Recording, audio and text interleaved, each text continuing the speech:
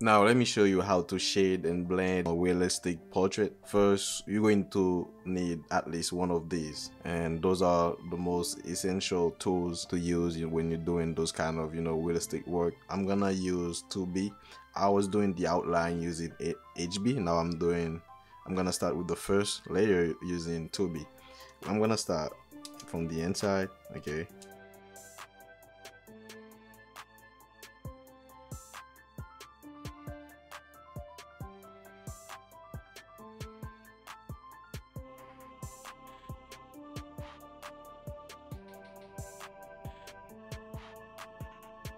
So yeah, to do the first layer, as you guys can see, it's simple. It's really simple.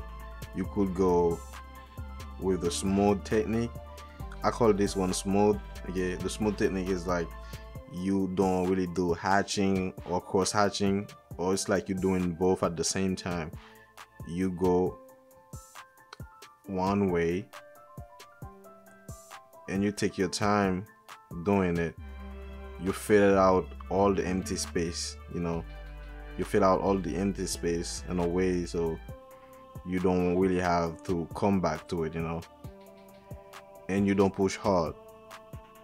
I call this the smooth technique for shading. Okay, there's also the hatching. You could go one way. It depends on what type of work you wanna get. You could go the other way as well.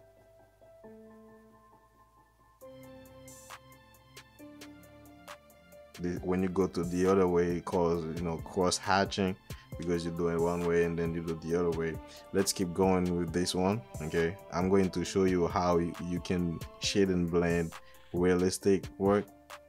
Most likely you gotta be doing like the smoothest technique to get a better good looking.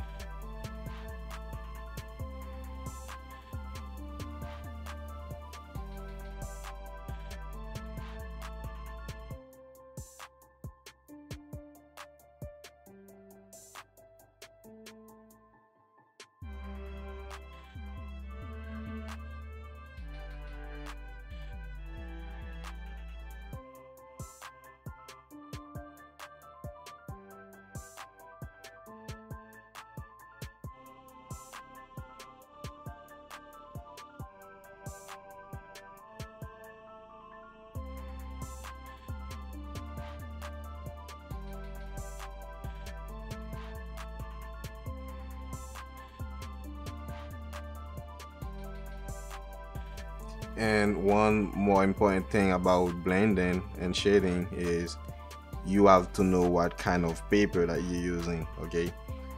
Because the paper plays a really important role on your blending and shading process. Because if your paper is a like rough texture, even you good at shading or blending, it will come out really rough. So you have to be aware of what kind of paper you're using at first, because this paper that right here I'm using right now, it's a really smooth surface. Okay, this is great for smooth shading and blending. Okay, so you gotta know what type of paper you're using.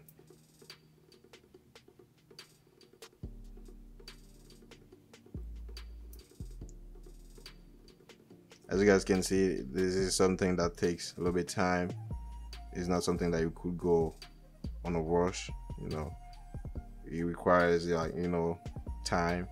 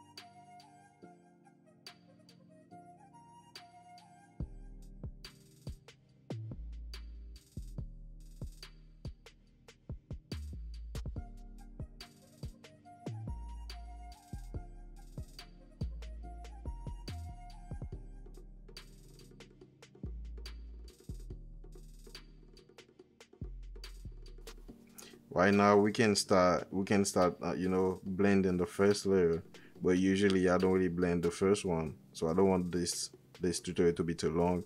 I'm going to show you how I blend most of the time. Most of the time this is how I shade, and I'm going to show you right now how I'm going to blend this first layer that we just did right now. Okay, I could use any of this. It depends on how I want the texture to look like, the skin tone. So I could use the brush. The brush go really smooth. It goes really smooth. It doesn't really like, kills. It doesn't really like, blend out too much of the pencil stroke, or whatever you want to call it. It's more classy. Okay, if you want something to get really blend in a way you feel like everything looks different at the end, you could use a blending stump. Okay,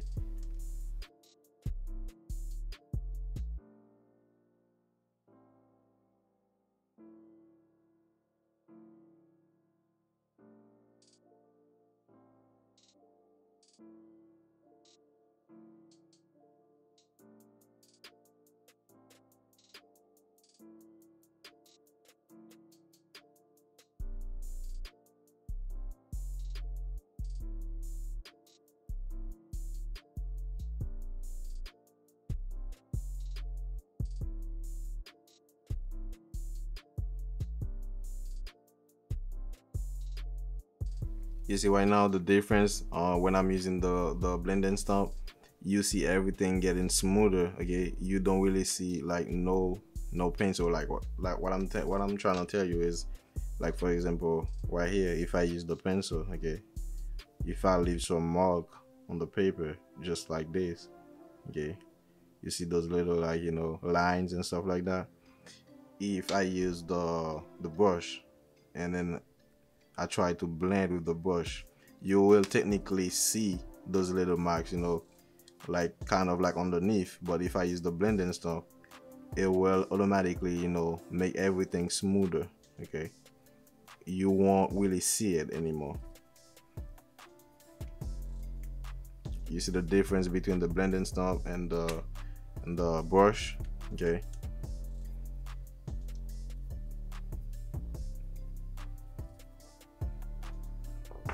and then I'm gonna keep building layers. Okay, until I reach the amount of the of the shadow that I want, the amount, of the volume.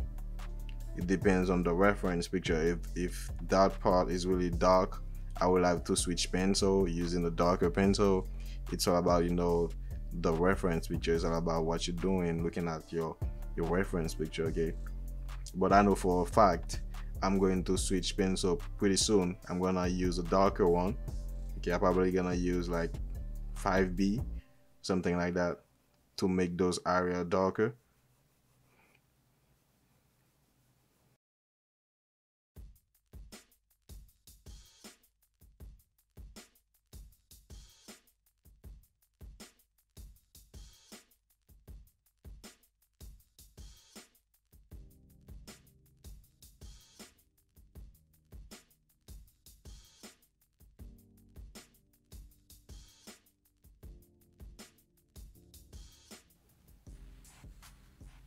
The time you will spend on shading and blending will depends on you. Okay, it will depends on how well you want your portrait to look like. Okay, your work, how realistic you will need it to look like. So that will depends on, like, how many time you plan on spending, doing it, to make it like look as well as possible. So that too is up to you.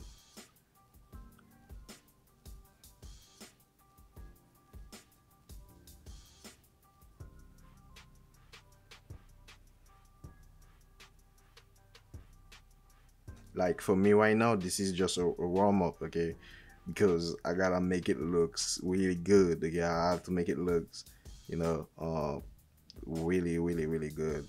Like this part right here is just like a warm up for me. I have to go I have to go deeper than that. I have to take more time. By the way, this is the first layer, as you guys can see it. Okay. I have different sizes of brush. Okay, I have different size. I could use any size that I want. If I feel like I have to use something like, you know, stronger than this, this is really like how could I say that, loose. This is not like strong. Okay, this is really like, you know, loose somehow. I could use something that really like stronger than that. When I'm blending, it will get the job done faster. But for now, this one is good. All right.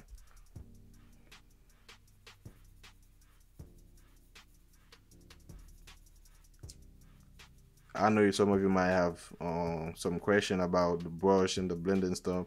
For the brush, you could use any regular brush as long as it's, you know, it's a good quality. Okay, and then blending stuff, you can buy blending some from any art store, you know, online or local art store. Yeah, I'm going to make another video showing you guys how you can draw realistic eyebrow, even though I have videos about that already. But yeah, let me add the second layer so you guys can see how I built those layers. This is 5B. I was using 2B, now I switched to 5B. Now for the 5B pencil, I'm going to focus more on the areas that need to be darker. Okay, and then we will move. Okay, so we'll move forward by doing that. You see, those parts I cannot go fast, you know. I have to take time to analyze, you know, how the value goes all over the eye, how to properly, you know, put the value so it doesn't look messy.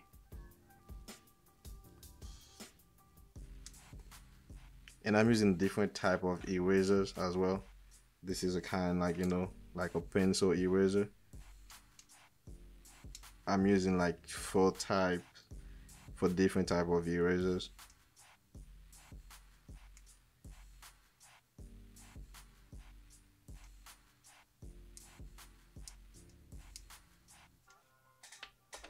Never use your finger.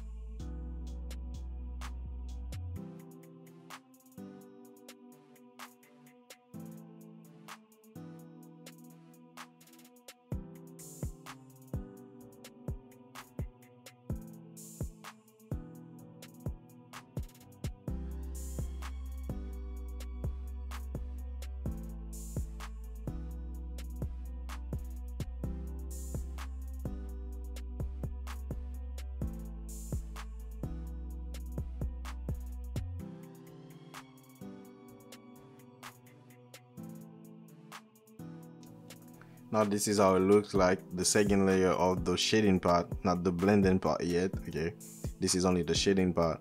Now I could go straight to the blending stuff, or I could use at first again this. It's like I'm cleaning it up in a way. It's not really blending. Okay, just like remove the dust first, and then after that I will definitely blend it out using the stump.